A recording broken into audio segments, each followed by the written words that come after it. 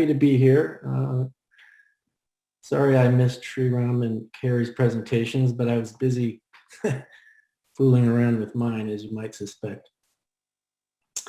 So this is DB Time, Average Active Sessions in ASH Math, Know Your Performance Fundamentals. I did this presentation originally at Rocky Mountain User Group in February of 2019, which was the last live conference before the pandemic. And hopefully there will be future live conferences.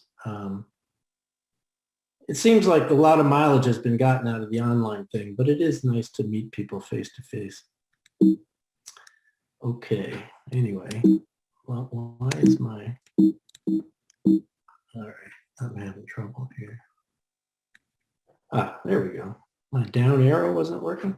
Okay, everyone's seen the safe harbor statement, and we're not going to talk about anything secret here.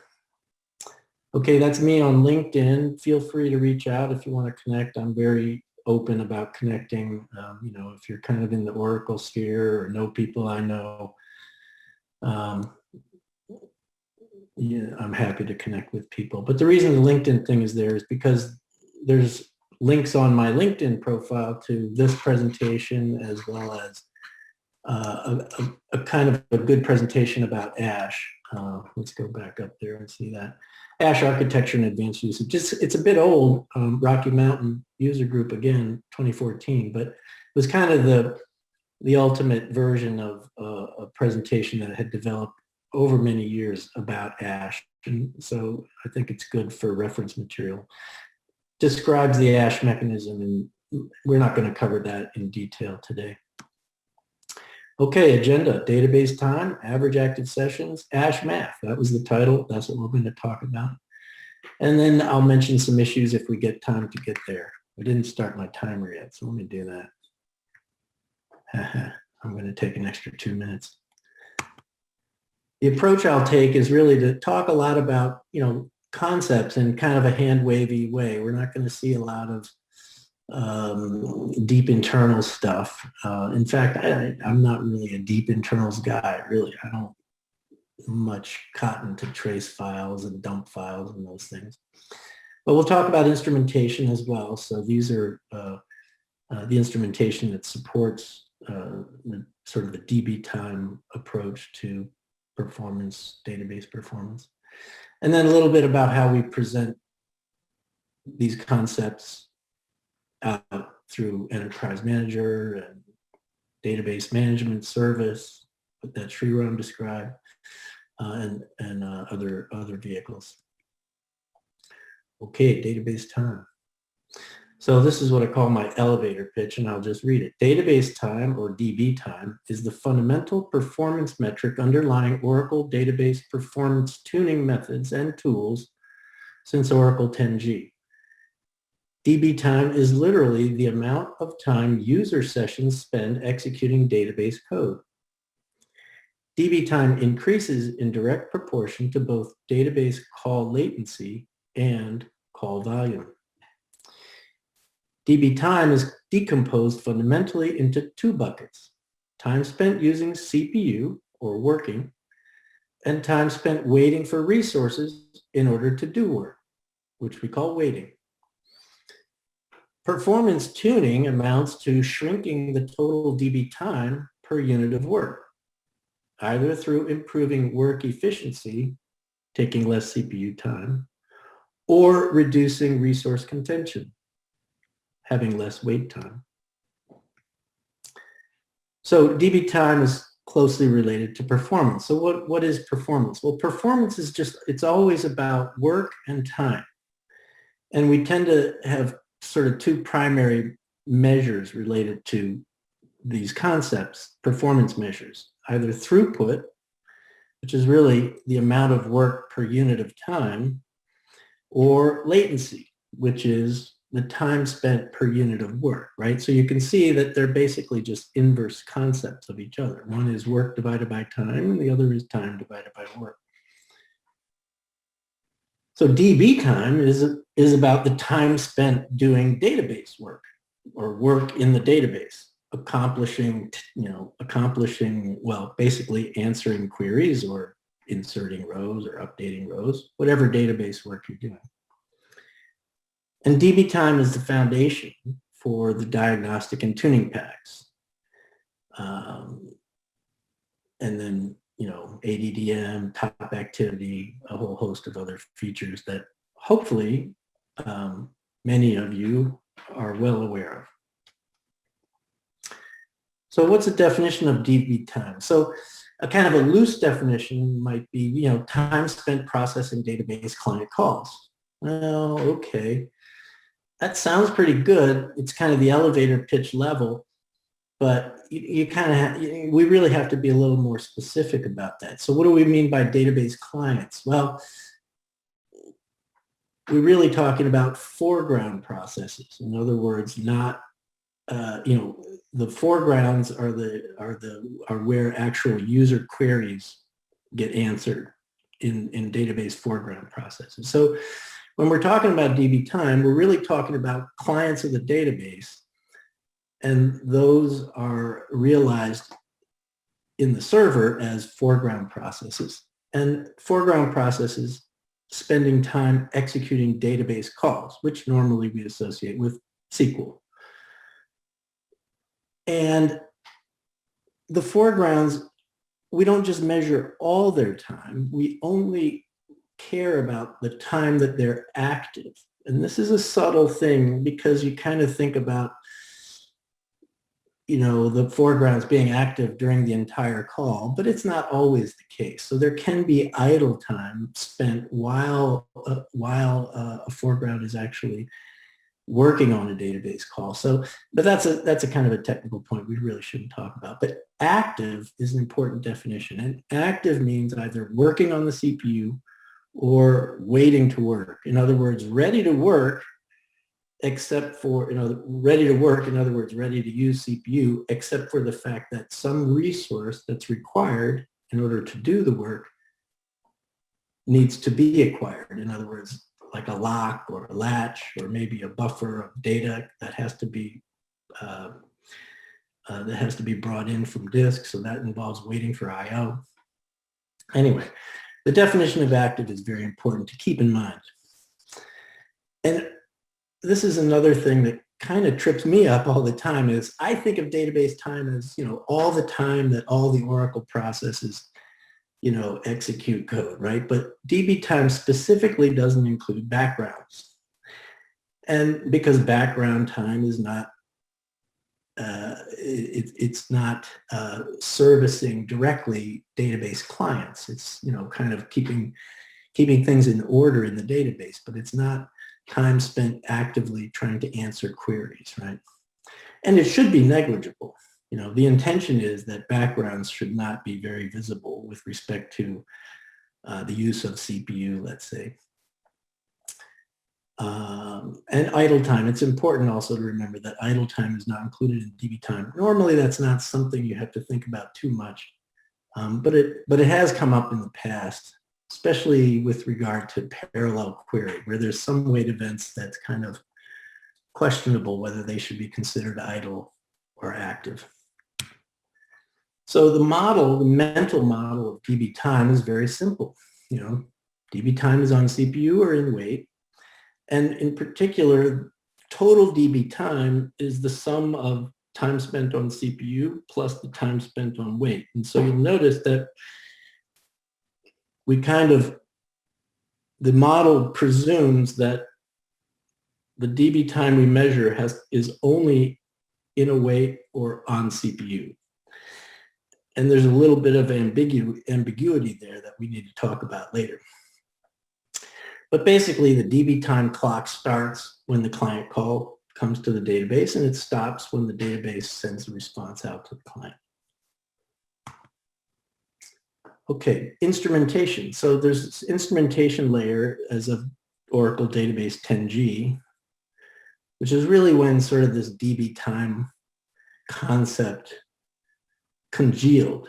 It was nascent very much out in the Oracle world before 10G, but 10G was really when we kind of formalize these things and also formalize them through instrumentation that was geared specifically towards measuring dB time. And the main new piece of instrumentation, well, no, one of the main new pieces of instrumentation in database 10G was the so-called time model.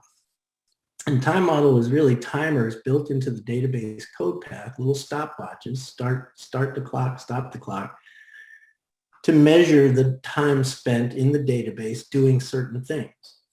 Now, the total call time, there's a sort of a master clock that starts when the call comes in and stops when the call goes out. And that's the total dB time clock for the call. But there's also some little timers inside, like time spent parsing is measured, and time spent compiling PL SQL is measured separately. Now, there's an important piece of dB time, which is the CPU time. And the database code does not measure the CPU time directly. That's not really something you can easily do, right? What it does, what happens is that the foreground processes actually fetch their CPU time, the amount of time they've spent on CPU directly from operating system. On Linux, it would be like in /proc/pid or something like that. I can't quote the exact file name. But so the CPU time is not measured by the database. It's actually fetched from the OS. And every foreground actually fetches its own CPU time. So dB time is sort of measured at the foreground process level, and then it's aggregated up into sort of system level views that you would see, let's say, in VDAL or systime model. And it can be a little bit tricky, these little timers, because you can have, you can have a call stack that's kind of complicated. And if it's trying to turn timers on and off while it's traversing a call stack, things can get kind of complex. And these are view names from the old sort of 10G, 11G days. And there's new views for a lot of these things in CDB, PDB world that I haven't quite, gotten my complete arms around. And it's also the case that in the case for PDBs, there's a lot less visibility into some of the things I'll talk about. If you're a PDBA, you may not actually be able to access some of these instrumentation. So from time model, there's basically two critical things: the total dB time, the clock that starts when the call comes in and stops when the call goes out. It tends to be very reliable because it's the most coarse-grained. Right? We're not trying to time micro level actions within the call. We're just trying to time the whole call itself. And another thing to remember though is, and we're going to talk a lot more about run queue, is that the dB time also includes any run queue time if it's accumulated. dB CPU is the second most important metric in the time model, and that's, as I mentioned already, it's fetched from operating system counters by the foregrounds themselves, and it represents actual CPU cycles used. There's no run queue time in dB CPU, and that's an important thing to keep in mind. How run queue manifests in instrumentation is something we're going to talk about in a few minutes. And even though these are probably the two most critical measures in time model, keep in mind background CPU time and background elapse, which are just the analogs for dB time and dB CPU. I always get tripped up because I always think of dB time as all the database time, but it's not all the time by database processes, but it's only foreground. So every once in a while, we have to remember to include backgrounds if we want to get the complete picture.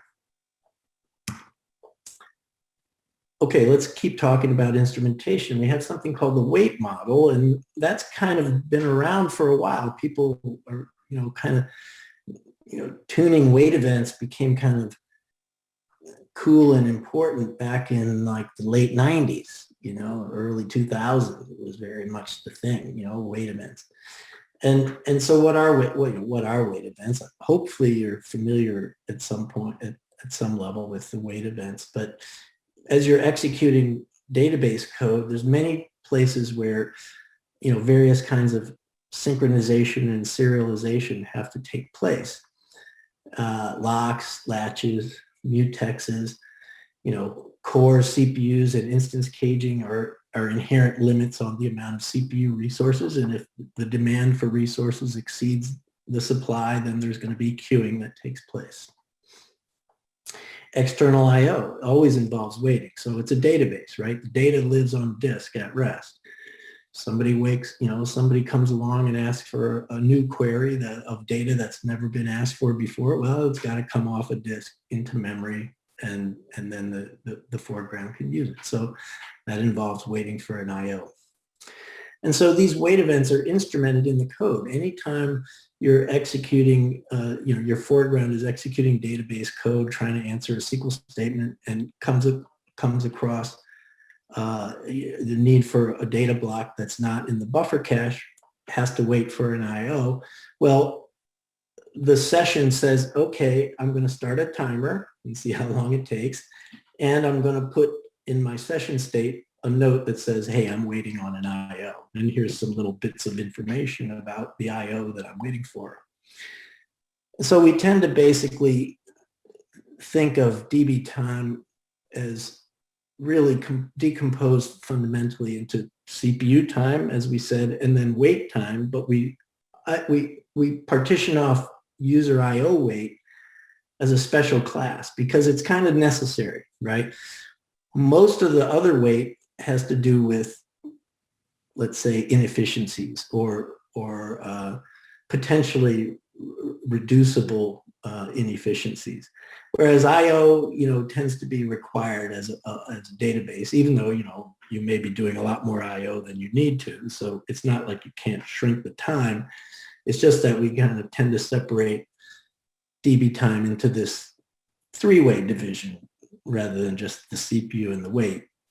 We treat I/O wait as a special class. And color them green, blue, and reddish. And another interesting thing is that the wait model actually preceded the time model. In other words, database code in version 7 started timing wait events. I think in version 7, maybe even version 6, Carrie would know better than me. But the time model came about in 10G. But because, the time model was about sort of capturing in instrumentation this notion of DB time, and because wait time is such a fundamental component of DB time, I tend to think of the wait model as being part of the time model, even though it kind of preceded it. And for me, it all kind of started with a paper by Anyo Ko called the YAP paper, and in which Anyo really started to talk about wait events and relationship of CPU and waiting and sort of tuning with this approach, performance tuning. Okay, let's talk about RunQ. RunQ, CPU saturation, I call it an apex problem, right? So it's like an apex predator, right? If you're CPU saturated, that's the only thing you really need to worry about, right? And in a computer, really fundamentally, the CPU is the King Kong resource. Nobody's interested in doing I/O just for the sake of, throwing bits around. They want to shove bits into the CPU and compute something, right? So CPU is really the main thing, the only thing, really. So when you're saturated, processing capacity is completely exhausted. No more work can be done. Doesn't mean work's not going to be done. It just means you can't do more work than you're doing. The rate of work can't be increased. And in general, you shouldn't be chasing wait events without understanding where CPU is going when the system is CPU saturated. Now, there could be very interesting wait events that have to do with CPU saturation, but we really have to, take the CPU, not the wait perspective at these times. And when you're on RunQ, when the system is CPU saturated, our instrumentation gets distorted. We're going to talk more in detail about that, but the timing of wait events is thrown off, and we can even have sort of invisible or missing DB time, right? The run queue time is sort of hard to pin down sometimes. Excuse me. And there's visibility issues. It's difficult to measure the run queue time. And people always ask this, and we're going to cover it a little more in detail. They say, well, you show this wait for CPU, which is sort of an estimate of run queue time on the EMPERF page. And I'll discuss, how that value is derived. It's not measured. Okay, run queue distortion. So this is a sort of a little schematic of a foreground process over time, right? So time goes from left to right. Excuse me again. The foreground goes into a wait event, a DB file scattered read wait event. Okay, well, the event wait time event timer is, we take a timestamp for the beginning of the event.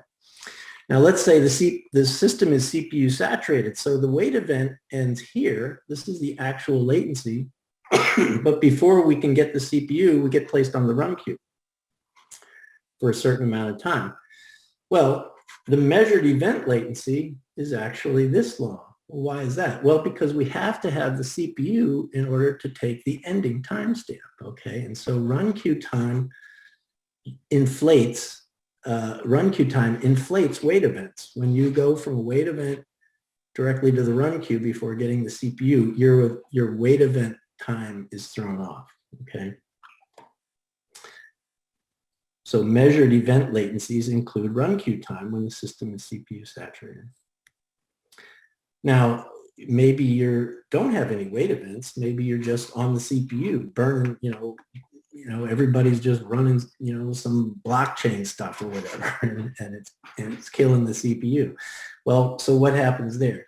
Well, in this case, again, imagine this is a foreground session that's just using CPU, using CPU, using CPU. But you can't just use CPU forever. At some point, you have to yield. And if the system is saturated, CPU saturated, well, then it's going to, the foreground will have to get on run queue before I can get the CPU again. Now remember, DB CPU from time model is only measured actual cycles. And so these will be the DB CPU measure in time model.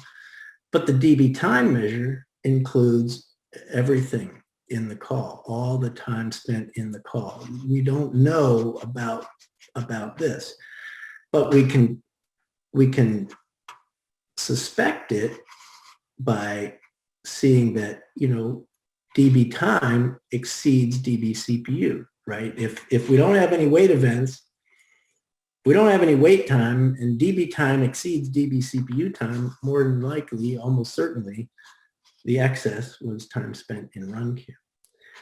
And there's visibility issues, but on some platforms, there's a $OS stat called Resource Manager CPU Wait Time, which is actually interesting. Actually, I think this one, I should have double-checked this slide a little bit better. This, I believe, is actually Oracle Resource Manager throttling CPU. There's another, I think it's called OS CPU wait time that is actually not always accurate on all platforms, but you should check it. And if it looks good, it's a nice statistic to pay attention to. I need to trim this slide up a bit. Okay, let's talk about sort of normalizing by cores. Now, identifying or quantifying the true CPU capacity on platforms has become increasingly difficult over the last couple of decades, right? It started, sort of with hyper-threading, right? It used to be you counted how many chips in your computer, and that's how many CPUs you had, and that's how much CPU power you had, right? It was one-to-one, chip to core to CPU. But with hyper-threading, cores could kind of behave like they were more than one CPU. A given core could actually execute sort of multiple instructions in a kind of a pipeline way. So you could sort of get more CPU seconds out of a core than one CPU, right? Than one second. And yet, if something was hyper-threaded two ways, right? Like a lot of platforms, you know, you have one core, but in Oracle it shows up as a CPU count of 2, right? Well, you're never going to get 2 whole, seconds of CPU time out of a 1 core, two-way hyper-threaded core. So the real capacity of a hyper-threaded core is very kind of workload architecture dependent. It depends on how your workload sort of does with the particular cores that you're using. And it's not gotten any easier with virtualization and hypervisors. And then now in the cloud, it's like, well, what's CPU in the cloud? Who knows, right? So anyway, if you actually do know the core count, as many of you probably do, because I think most customers are, I don't think that the majority of Oracle databases are not sort of autonomous cloud databases yet. Hopefully, if you know your core count, it's very useful to compute what I call core utilization, right? Which is, don't use the CPU count that Oracle sets or that that the operating system reports to Oracle as the capacity of your system. Use the core count and basically compute total database CPU, background and foreground, divided by elapsed time times core count. That basically tells you, how much of the actual core time is being used. And it can be a number greater than 1 because of hyperthreading. But when that number is less than 1, you're not CPU saturated, which is a good thing to be able to tell for sure, right? When it is greater than 1, well, it doesn't mean you're out of gas, but it means you're kind of in the I'm feeling lucky zone, right? You're relying on hyperthreading capacity, or the ability of your workload to use hyperthreaded cores efficiently. Okay, and so the EM performance page, this is a very old screenshot of a page that has been around in many kind of incarnations, let's say, for quite a while, since about 2003. But this is literally a picture of DB time, and we're going to talk a lot more about why that is. You can see this is a very old, well, you can actually see when this is August 12th, 2004. So yes, this is a very old screenshot. Okay, let's talk about, I'm going to do a time check here, 49 minutes. Okay, doing pretty well. Let's talk about average active sessions. This is a key concept to understand.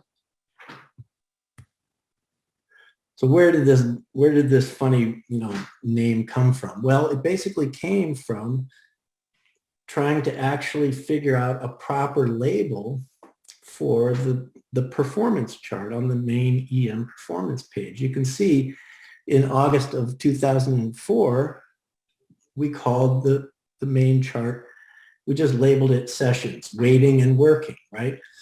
It's DB time, right? So we basically graphing how many sessions on CPU, that's in green, and then how many sessions in various wait events, which have these different colors. And this screenshot actually precedes the color scheme that we ended up with.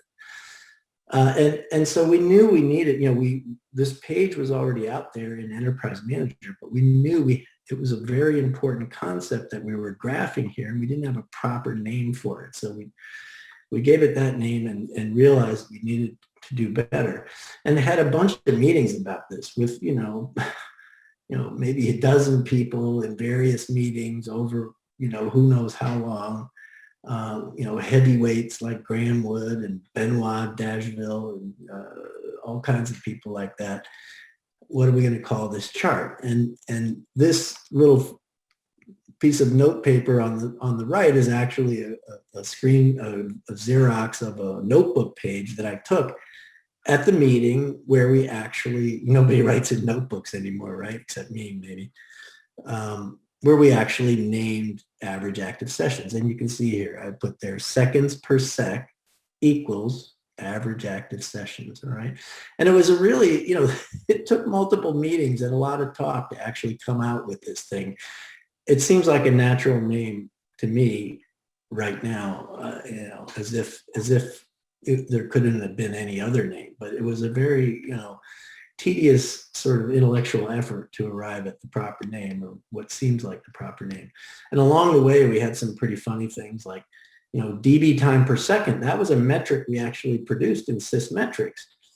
But the funny thing is that, the units didn't match, right? And so that was sort of how we really got to the place of average active sessions, was kind of like looking at the numerator units, and they were centiseconds, but they were centiseconds of foreground time, which was associated with users. So at some point I recall saying, well, it's kind of like centi-users per second, right?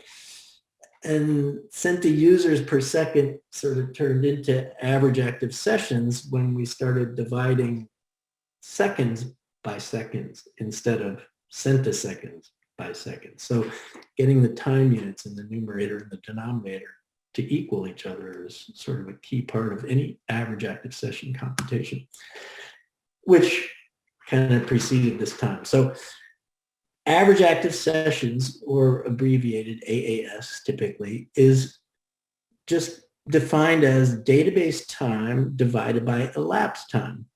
Well, what elapsed time? Well, the elapsed time over some time interval for which we've measured the database time, like an AWR snapshot.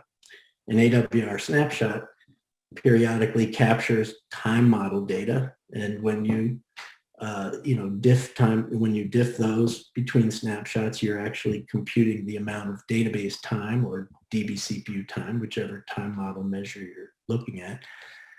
You're computing how much of that accumulated over the elapsed time of the snapshot. By default, AWR snapshots 1 hour.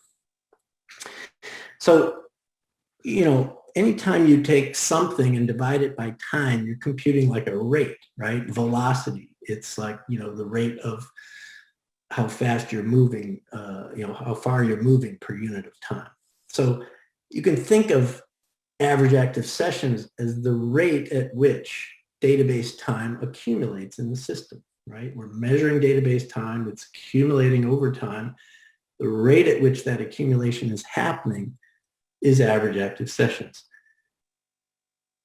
And we also often call average active sessions the database load, the load on the database. It's a little bit similar to the load average in Unix, not quite the same, but analogous. And another thing to talk about, or just to mention, is that the total number of sessions in your database is usually much larger than the average active sessions. Well, why is that? Well, because average active sessions, total number of sessions could be 1,000, but not all 1,000 users are active all the time, right? There's a lot of think time typically with users interacting with a database. They get an answer and they do something outside of the database with that answer, and then they ask the next question, and then they do something else. So all that time outside the database, sort of processing the last results that the database gave a user, that's idle time to the database. But the session typically is still connected and exists in the database. So that would be an idle session during those times. And so because of idle time, the total number of sessions is often much larger than this average active sessions measure. And that's normal. However, poor session management is a very common pitfall in managing databases. And what do I mean by that? Well, basically, middle tiers with connection pools, that automatically expand the number of sessions when things seem to get slow in terms of database response time. That's kind of the last thing you want to do when the database is having a performance issue, which is instantiate a bunch of new sessions, because that's a kind of a heavyweight operation, right? So, you really don't want to have you don't want to have a massive number of sessions that far exceeds the amount of work that's really happening in the database, right? So, having a number of sessions that's way larger than the average active sessions is a little bit of a red flag. Okay, let's talk a little bit deeper here. So average active sessions is the rate of change of database time over time. And so you can kind of, put that into the kind of the calculus notation as saying that, the active sessions function is a function of time, and it's the derivative of dB time with respect to time, right? It's the rate of change of dB time with respect to time. That's what this sort of notation kind of means. Well, if we kind of accept that sort of calculus formation, then if we integrate the active sessions function, it's just the same as integrating the derivative of dB time with respect to time, right? So if you integrate a derivative, you get the thing itself, right? So if we integrate active sessions from time t1 to time t2, we're really actually going to come up with the database time between times t1 and t2. So what that means is when we chart active sessions over time, as we do in the perf page here, this is active sessions over time. The integral of that function is the dB time. Well, the integral, is the area under the curve, right? We all remember that from calculus. And so the area under the curve is a dB time. Well, the area under the curve is what we color with, blue and green and red for CPU and IO and weight, right? Well, so the amount of color is literally the amount of dB time. The area under the curve is dB time. And so that's why these are literally pictures of dB time. The larger the amount of blue versus green, the more the time spent on IO exceeds the time spent on CPU. So we always used to sort of say the usage metaphor for using the performance page is click on the big stuff, because the big stuff is the big dB time. And the big dB time is where you go to shrink dB time, right? And improve performance. It's just calculus. Okay, normalization is an important concept. Okay, so average active session is kind of a normalized metric, right? If somebody says, well, I have a database with, average active sessions is 3, and somebody else says, well, my database average active sessions is 33. Well, the second database is bearing a lot more load than the first database. Now, is it getting a lot more work done? Well, we're not sure. It depends on how much of that load was CPU and how much of it was weight, right? But still, it's a kind of a normalized. You can compare. You can use average active sessions to compare. Let's say I want to compare a 1-hour AWR snapshot to a week's worth of AWR snapshots. Well, obviously, I'm going to build up a lot more dB time in a week than I do in an hour, right?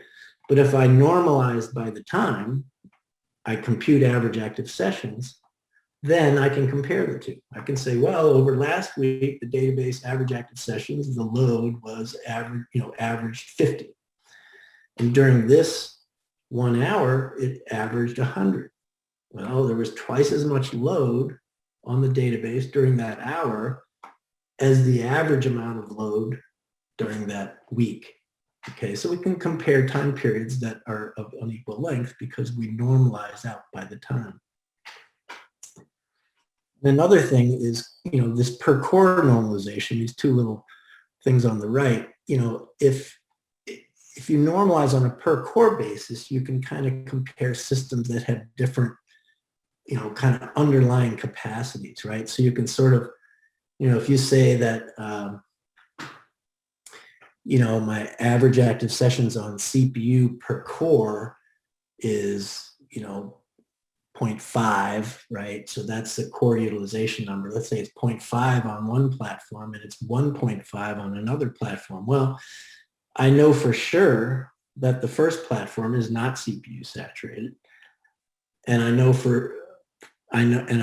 don't know for sure that the second one, the 1.5, is not CPU saturated. It may or may not be, but I can make that qualitative, the judgment of a qualitative difference between the systems regardless of whether the first system was a 2-core system and the second system was a 32-core system, or vice versa, right? So we're normalized out by core count.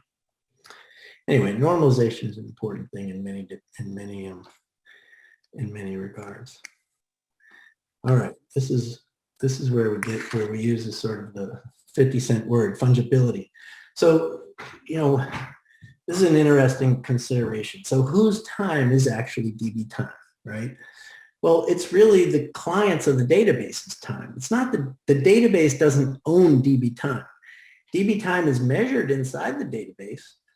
DB time accumulates in the database, but that time isn't really the database's time. It's the clients of the database. They're the ones waiting for answers to their questions, right? So, sort of abstracting that a little bit, the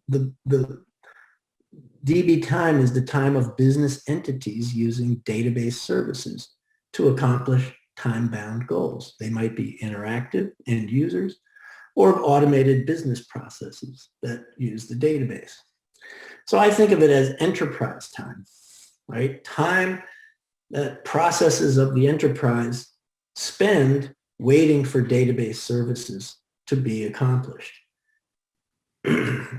And for that reason, I think of it as a fungible quantity. If I spend less time in this database, I can spend more time in that database, right? It's my time, right? So that's why I say it's fungible. It can be exchanged. Time saved in one database can be invested working in another and vice versa. So enterprise DB time, I consider to be sort of a fungible quantity. And it's on the basis of that consideration that we came up with this enterprise load map, which was in EM, 11, I think, or maybe I think EM 11. Anyways, enterprise load map is a picture of the enterprise and how it's accumulating DB time. In other words, how much time is being spent or accumulating in Oracle databases across the enterprise. So this is a tree map visualization in which every rectangle represents a different database. And the size of the rectangles is average active sessions. The rectangles are sized relative to their average active sessions value, right? And these are computed in this tree map, they're computed over AWR snapshots. So basically the most recent AWR snapshot is analyzed for all the databases, and the average active sessions is computed, and then they're all laid out into this visualization. And so again, we think of DB time or average active sessions, its rate of change as the load on the databases. And so you could think about this tree map as being kind of like the database load across the whole enterprise. And it's pretty obvious that in this enterprise, this database, I've obscured the name, but the one with 169 average active sessions is King Kong, right? I mean, of all of the DB time, this one probably over 100 databases, who knows how many are littered down here in the little corner, over more than 100 databases, a third of all the work, a third of all the load is one database, right? So this is the database everybody cares about in this enterprise, no doubt, right? Okay. Let's talk a little bit more about instrumentation. We're talking about average active sessions, okay? So we have this instrumentation layer, and this is probably the most important piece of instrumentation introduced in database 10G, called active session history, or ASH. We always refer to it as ASH. And what is ASH? So ASH is basically a mechanism for sampling database activity, right? For sampling active sessions. And so what happens in ASH is, as foreground sessions keep track of and do a lot of their work in what are called session state objects, which are chunks of SGA that are allocated each foreground owns its own little piece of the SGA, and it keeps track of lots of stuff that it's up to in that dedicated area. And these are all connected in the SGA by a linked list. And so this ASH technology, through a dedicated background process called MMonLite, wakes up once per second and goes down the linked list of session state objects. And for each one, it stops and says, hey, are you active?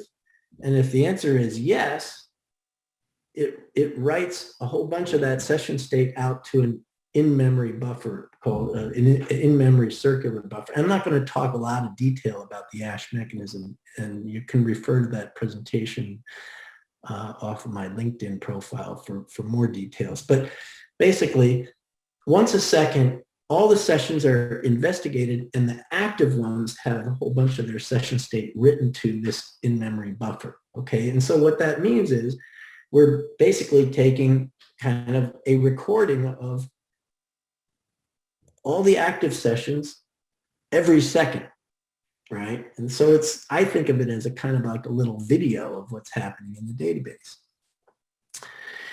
And there's a special piece of ASH that's very nice, which is that some things are not known when a sample occurs. So the MMonLite comes along, given session, says, hey, are you active? And the session's, yeah, I'm in a wait event. And then MMon says, okay, let me dump your session state into the ASH buffer. Well, one important thing you would like to know, right? So we're actually persisting.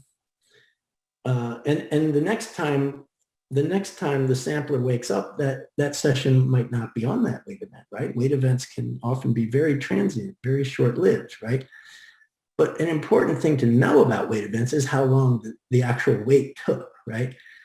And so there's an ingenious mechanism in ASH whereby even though when the session was sampled, it was waiting and the time waited was unknown, that's what gets into the ASH buffer.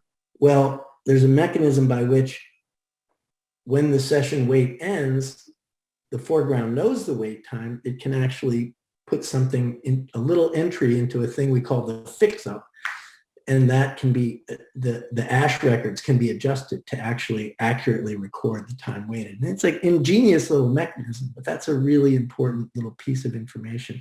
And there's other information. So for instance, if the SQL is being optimized and the query plan, the execution plan is not yet known, well, the plan hash value is another thing that can get fixed up after the fact. A lot of CPU time spent optimizing, and you don't even know what plan hash value was the one. Well, we can fix that up. Let's see, what else? Well, in ASH, you'll see that sessions are either on CPU or in wait. There's no ambiguity in ASH, right? Now, there's an issue with that, which is that on CPU in ASH doesn't mean it was really on CPU. What it means is it was active and it wasn't in a wait. So when you see on CPU in ASH, it's really a derived value. It's not that the MMonLite process woke up and said, oh, that session's on CPU. No. MMonLite wakes up and says, oh, that session, it's active. It's in a database call. It's not idle. It's not waiting. Must be on CPU. So that's something that's good to keep in mind. Now, this other thing, we're going to talk a little bit more, I think, about that. But the sampling, if you sample wait events in ASH, it's biased towards sampling longer latency events. Why is that? Well, because if a wait event lasts a second, it's guaranteed to be picked up by ASH because the ASH sampler wakes up once per second. So if the wait event lasts longer than a second, it's always going to be seen. Whereas if a wait event takes 1 millisecond and the ASH sampler only wakes up once every 1,000 milliseconds, right? Well, there's only a 1 in 1,000 chance that when the ASH sampler wakes up, it's going to be it's going to intersect with that 1 millisecond of the wait event, right? So, the sampler just wakes up when it wakes up, but things that last longer are more likely to be sampled. And the mechanism there's a lot of ingenious little design choices in ASH to make it latchless and very efficient. You want it to be reliable when the system is under duress, right? Because it's something you're going to use to figure out problems. So, And again, this is sort of another more recent view, top activity from EM, top activity page. Hopefully you've seen this. And again, it's a picture of DB time, and, you know, click on the big stuff, right? Where's the big stuff? Well, you know, things are humming along, and then all of a sudden you got this, later on you got this, you go, this is what you're interested in, right? So this is what you're going to drill down on. Okay, let's talk about it. I'm going to do a time check here. What am I doing? Okay, I got 25 minutes. Let's see, DB time, average active sessions, ASH math. Okay, we're getting there. Okay, ASH math is how we use ASH to estimate DB time, okay? And the most simple formula is this one I have up here in the upper right-hand corner. Count star equals DB time in seconds. Well, there's a lot of sort of assumptions of defaults in that formula, but basically we count ASH samples and we equate them, or we count rows in ASH samples. So technically each ASH sample is all the rows that were sampled together at a given 1 second interval, right? So we think of the sample as a collection of rows, and each row in the sample counts for 1 second of DB time because of the default sampling interval of 1 second. Okay, so we count ASH samples and we aggregate ASH samples into DB time.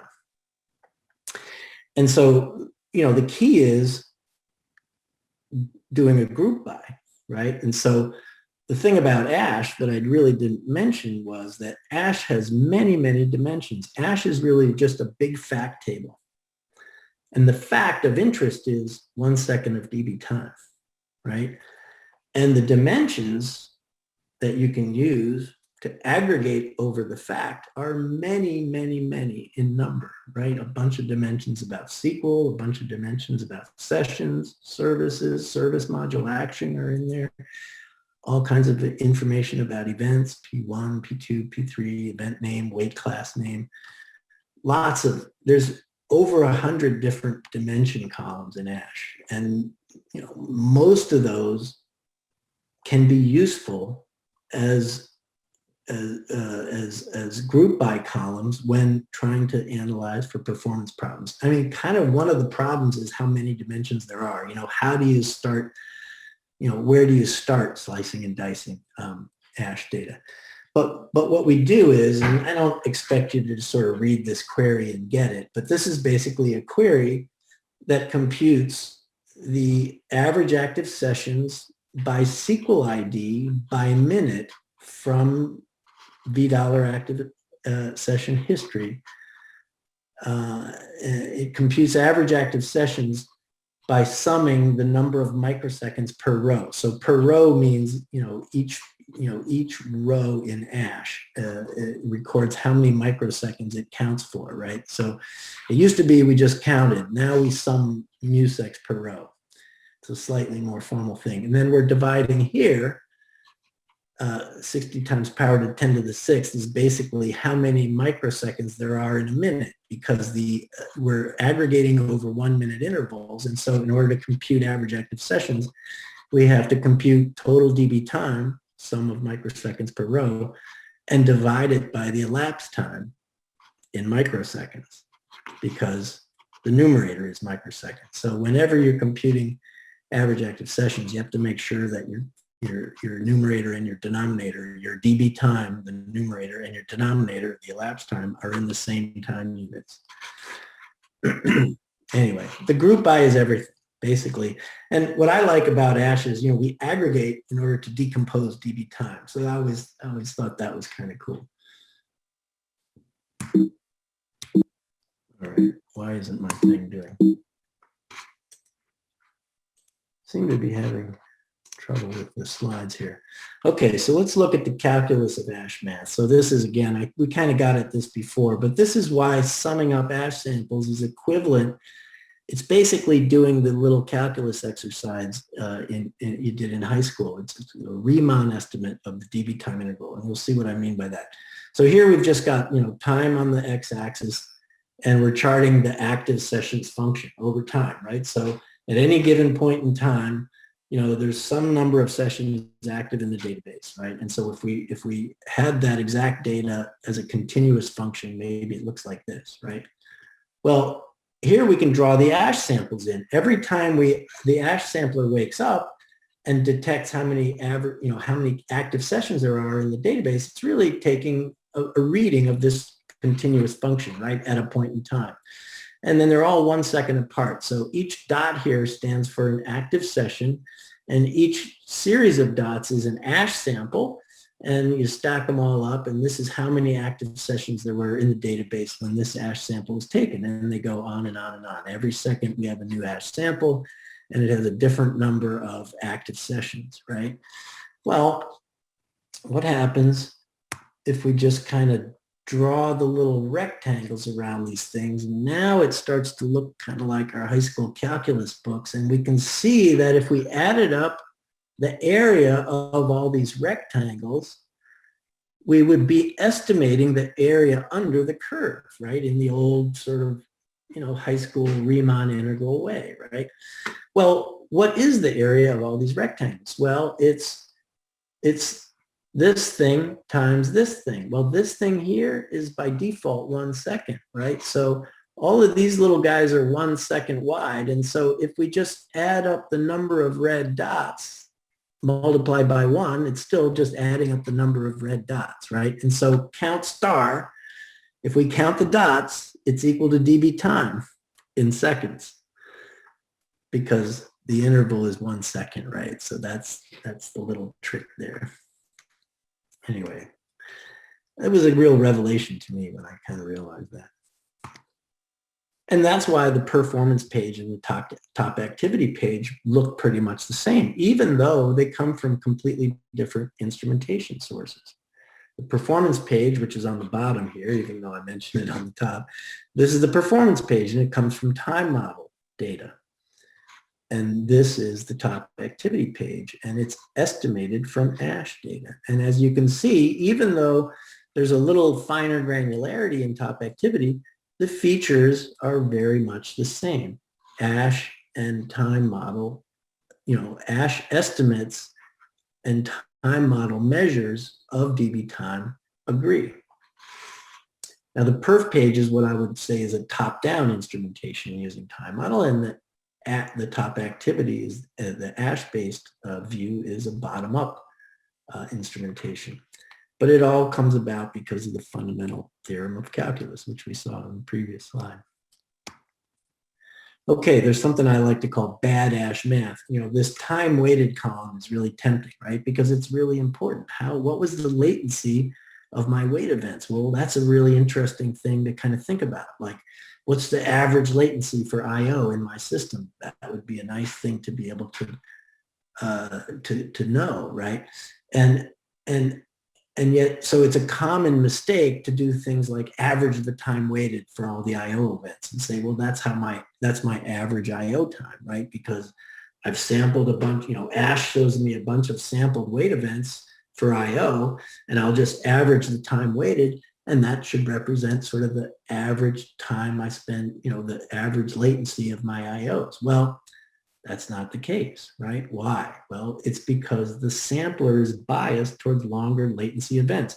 You're much more likely to sample a long I/O than a short I/O, right? Because the sampler it just wakes up every second. And so longer I/Os have a much higher probability of being sampled. And in a similar way, you can't just add up all the time waited in ASH and say that's somehow equal to the total dB time. Why? Well, because ASH is just sampling what happened in the database. dB time is supposed to be, all of what happened in the database. And so that's why when we say we compute dB time from ASH, what I always say, you should think about it this way, is, we're estimating dB time.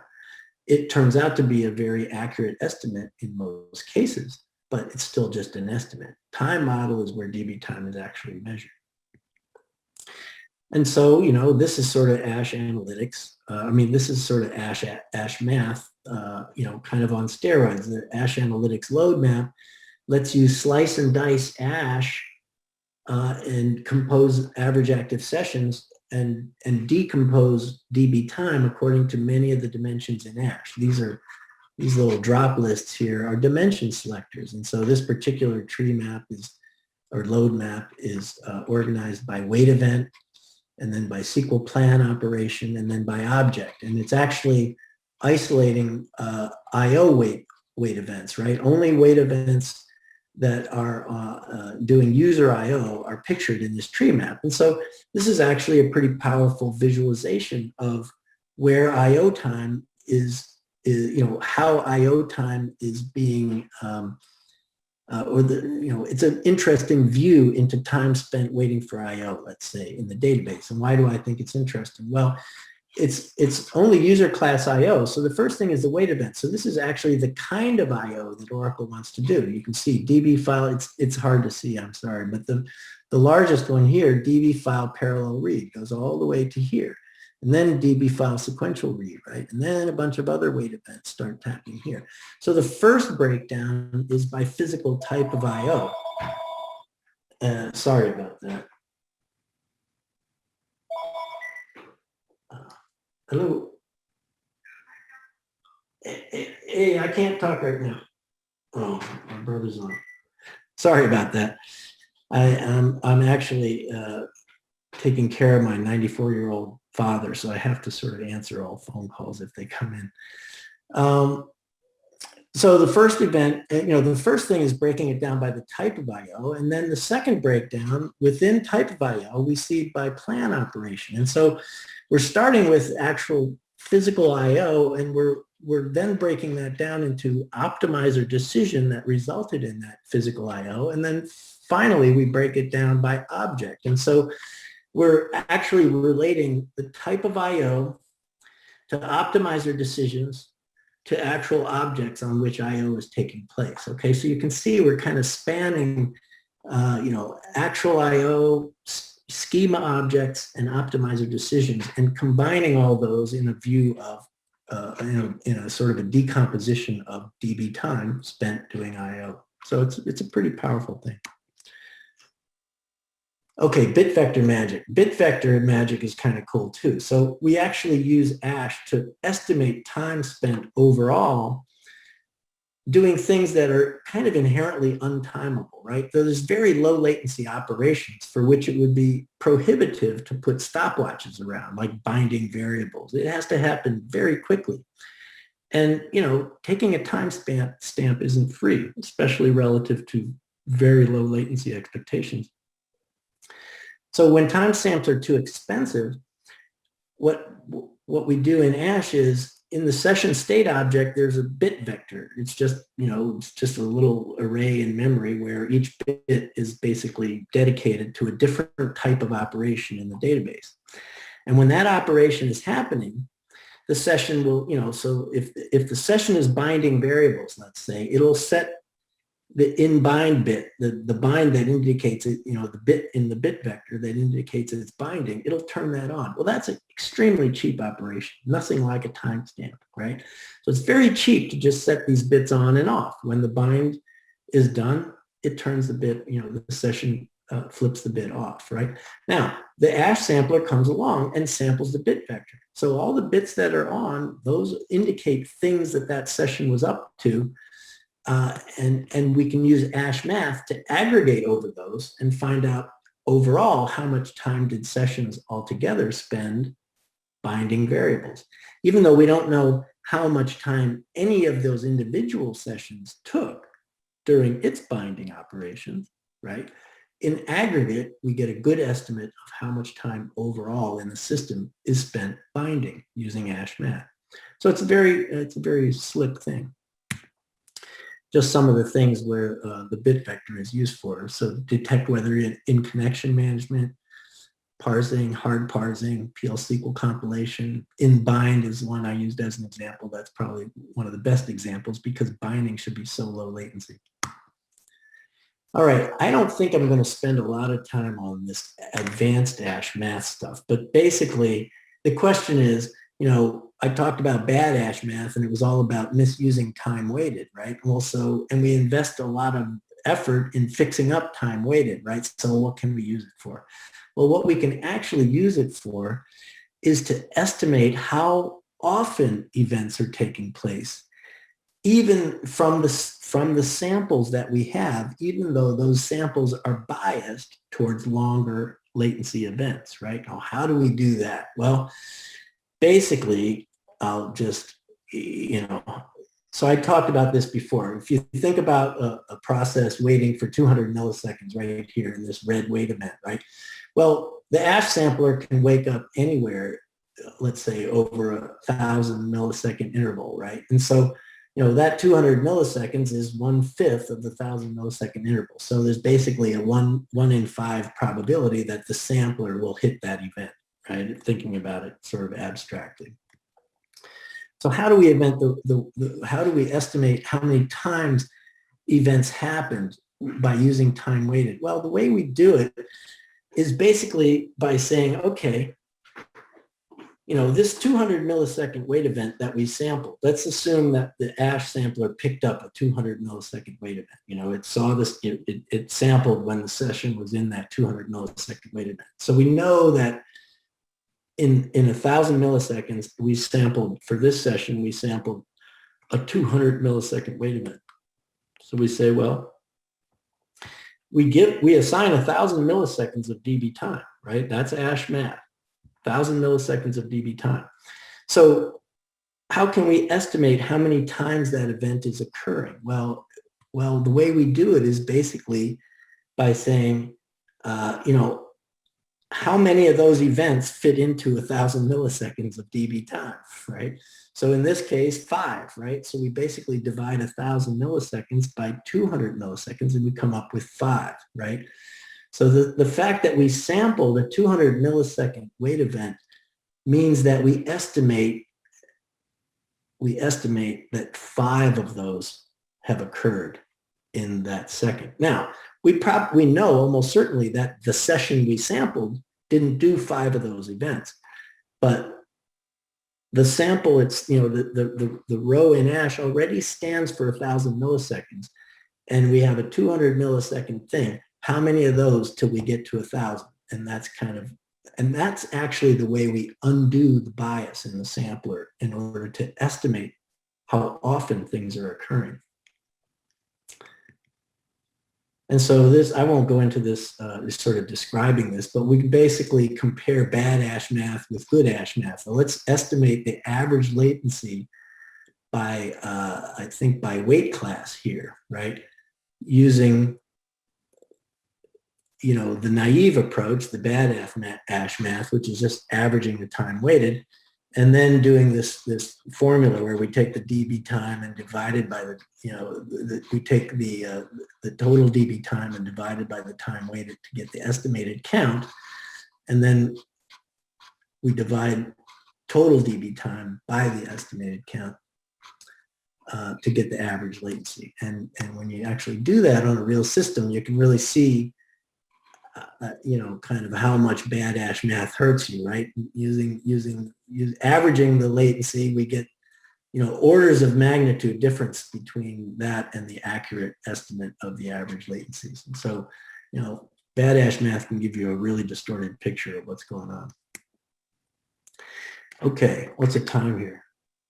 8 minutes. I'm doing pretty good.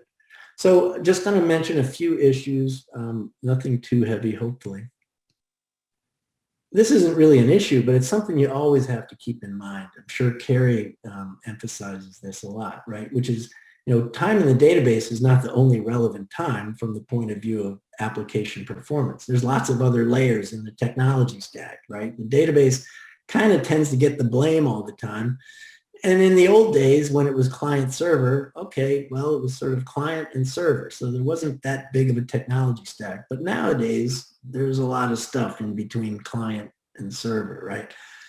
And so you really have to be aware of the total time that applications are spending and how much of that is really the responsibility of the database. So, if this is kind of your response time profile with a complex stack, well, why pick on the database? It looks like everybody else is kind of adding the same amount of, latency to the overall operation. But if this is what your response time profile looks like, okay, database is where to go, right? You're going to shrink that. You're going to shrink the total stack time, go after the big guy, and that's the database. So you have to really understand, the bigger picture, as well as, being an expert at drilling down into database stuff. If it's not a database, if database isn't really the issue, don't suffer from what I call instrumentation infatuation, right? Like, because I've got it, I'll use it. Okay, so this was a pretty curious case. It resulted in a kind of a long Twitter thread back and forth with a pretty sophisticated DBA. And he was questioning, this is an EN-perf page, and he was questioning, well, what's all this light green stuff, right? This light green stuff, you're calling it CPU wait, right? Run queue, right? First of all, how do you know that, how can you say there's a bunch of CPU wait here when my CPU isn't really challenging the core count, right? This is the number of cores. The green stuff is the amount of CPU being used, way less than the number of cores. I'm not CPU saturated. How can you tell me I've got all of this time in CPU wait? Well, it was a curious question, legitimate question, not an obvious thing. Now we can actually see here a little clue, which is that the load average, the Linux load average, also jumps way up here, right? So, okay, maybe there's something to this hump here. In other words, the accusation was being leveled. I won't call it an accusation. The claim was being leveled that there's some computational issue here, that this green stuff here is not real, that EM was computing something wrong and not representing what was happening. Well, as it turned out, it was accurate, right? And there was some kind of, and I'm not really, there was some kind of NUMA setting that was causing a lot of scheduler issues. And there actually were these intermittent times when CPU scheduling was contributing a lot of extra time, and it was being felt inside the database. Anyway, so the question is, how do we get this light green number, right? How do we, I already talked a lot about sort of why run queue is difficult to see and difficult to get your hands on, right? So how do we actually compute that number in the perf page? And the way we do it is basically we derive it. And how do we derive it? Well, we derive it from our time model instrumentation. We basically start with our big bucket of DB time. And then we take out our DB CPU, that's hard CPU usage. We know what that is, right? And then we take out all the wait time that we've measured, right? We've measured a certain amount of application wait, we've measured a certain amount of IO wait. Well, we cut that out. And if there's anything left over, we call that CPU wait, right? So that's really how we derive the CPU wait time. We just subtract, CPU and known wait from total DB time. And we say the rest it's a lower bound estimate, all instrumentation being good, which is a caveat that this depends on. It's a lower bound estimate on the run queue.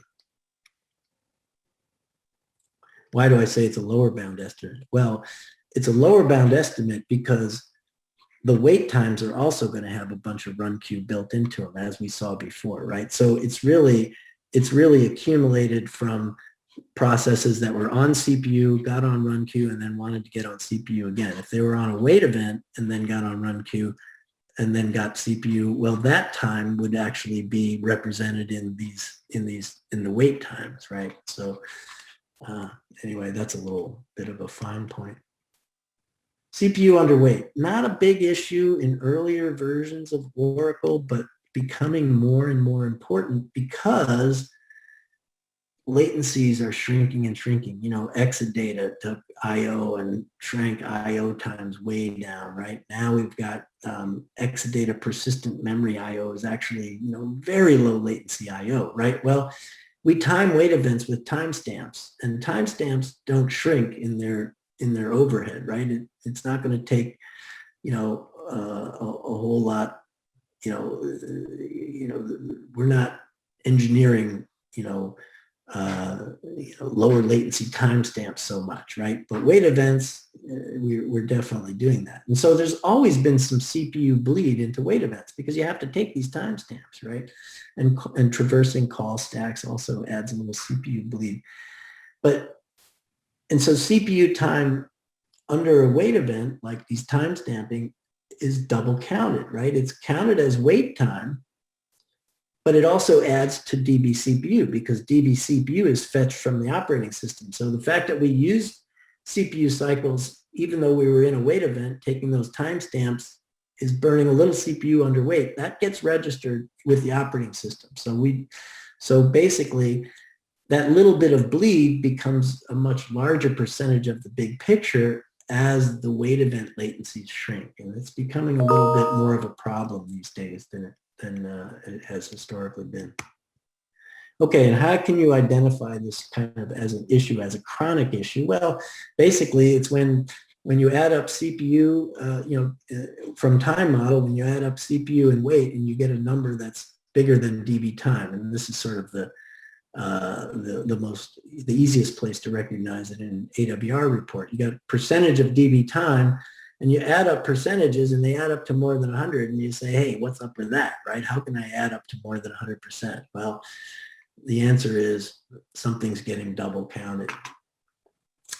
And actually investigating this kind of thing, led me to write a script a number of years ago that looked for other kinds of instrumentation inconsistencies between DB time and ASH and OS stat, right? Those were sort of the, wait model, time model, ASH and OS stat are sort of our four kind of pillars of sources of instrumentation. And there's times when they don't agree. They should be telling you the same story, but they don't always. And so I wrote a little script to kind of do that. Actually, I'd like to, it actually used awk to process text AWR reports, but what I really should do is just write it in SQL. Hey, and that's the end. So if you follow me on Twitter, you're probably going to be unhappy if you're looking for DB time stuff, because mostly I post pictures of like the ocean and flowers and things like that. Oh, there's my timer. I guess I'm done.